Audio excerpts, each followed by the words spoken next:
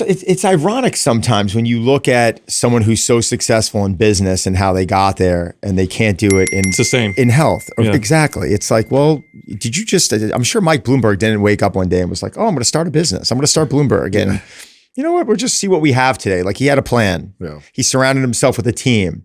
And in the beginning, and I wanted to say this earlier, but most people don't know. It's not their job to know. They're looking at influencers out there and they're like, that guy's got that woman's got a great body.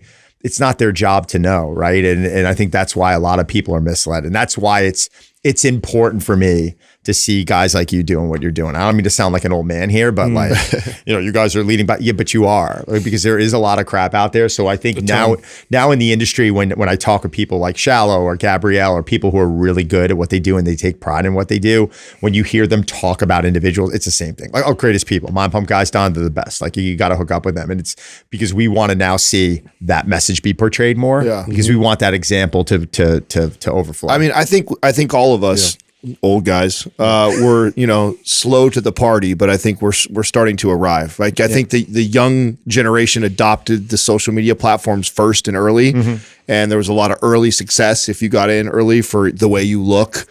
And a lot of us old fuddy duddies are trying to figure out how to do all this stuff. Like how do we communicate to all these people all over the world? And now that we're kind of figuring that out, we know that the message I think that we're all presenting is a better message because it comes from a better place. I think that. But it's your message. Yeah. You're not like trying to create something that's fake, right? Yeah. And that's why like you guys are coaches. Yeah. You guys have great coaches. This is what you've always done. Like just tell your story. And I think that's why you guys are successful because it's actually, I'm not saying it's easy, but it kind of is. Like you guys are on here. It's like, all right, this is what we do. Well, you know what makes it easy is checking the box on the stuff that you talked about earlier first, is putting in all the hours of the practice and sharpening your sword.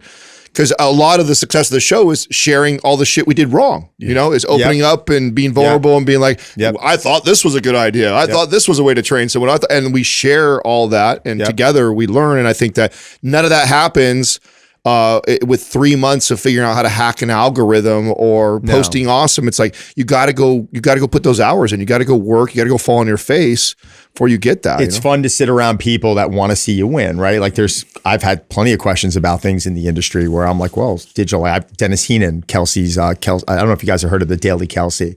She'd be a great guest for you. She's dealt with some eating disorders and she's built an incredible online business, but her husband, Dennis, is like a marketing. He's a genius.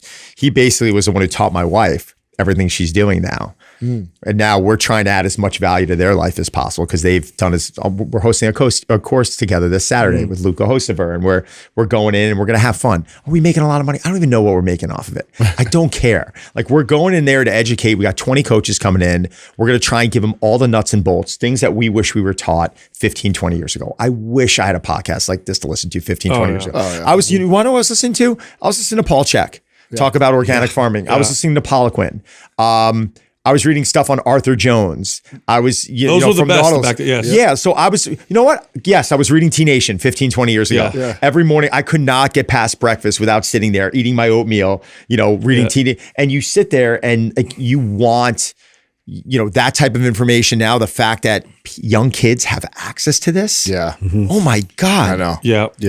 I unfortunately, it was all mixed in too for me. Because I would read those guys too, but then it was mixed in with like Muscle and Fitness, Flex Magazine, Iron Man. And all that stuff. Still did that stuff. Yeah, don't get it twisted here, man. So and I did a lot of the wrong shit. And I probably took every supplement. I'm sure I've spent hundreds of I don't know if it was wrong, but I mean, you can also say that you did certain. Like I've done some crazy training, volume stuff that's nuts. I would never have anyone do today.